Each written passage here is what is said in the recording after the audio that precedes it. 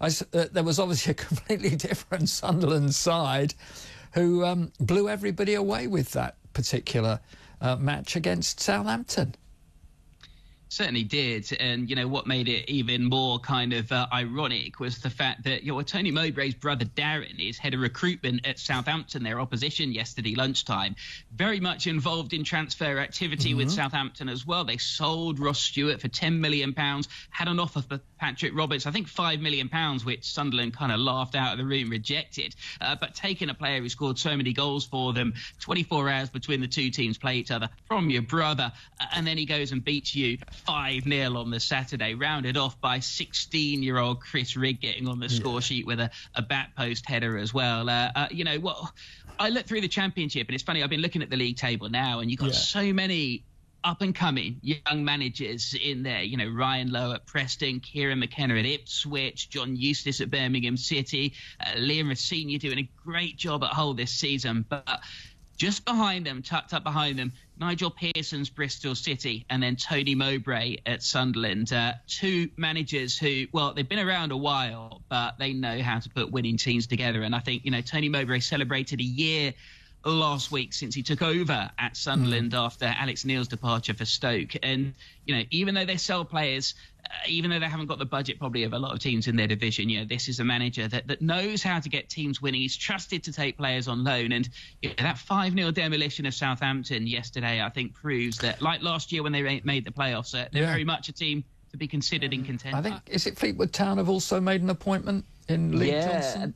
They've appointed Lee Johnson, which is really interesting because he was only sacked by Hibs a month ago, less than a month ago, actually. I know for a fact Carl Robinson, the former Oxford boss, turned it down. It's people might look at it and go, well, a manager sacked by Hibs. But, I find it quite interesting. He's not the first manager to go up there from England and not have success. You think Paul Heckingbottom 3-4 years ago got sacked by Hibs, and now he's managing Sheffield United in the Premier League. This is an opportunity for Lee Johnson to get his career as a manager in England back going again. But, he's been managing for a decade now. He's only 41 over 500 games. Fleetwood, difficult football club at the moment because have been in a bit of a state of flux off the pitch. He's been talking about trying to help create a pathway for young players to get into the first team there. But that's 4 managers we've had sacked in the EFL, and we're, 5 weeks into the season. One of the things for me that I find still quite difficult, Simon, with that choice that families make is the dual role now, not just in football, but in tennis and others, where these individuals have something and then the family see it as a way out for the whole family to go and earn, and that's why at times they perhaps don't quite make the right decision and go for the very high end, and it never works out.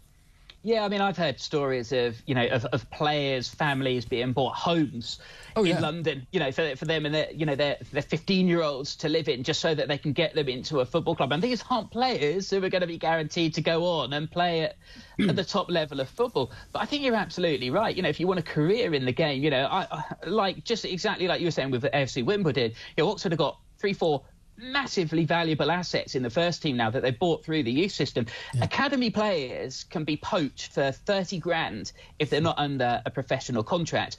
But once they get into the first team and you can get them under contract, even if you only sell them for £500,000, we're seeing players now 2-3 years later in the Premier League with sell-on clauses. You look at Exeter and how they benefited from Ollie Watkins' sell-on clause. Life-changing sums of money. So to develop players at your own football club can be hugely financially lucrative for both the player and for the football club as well. Yeah, no, that's a good point you make.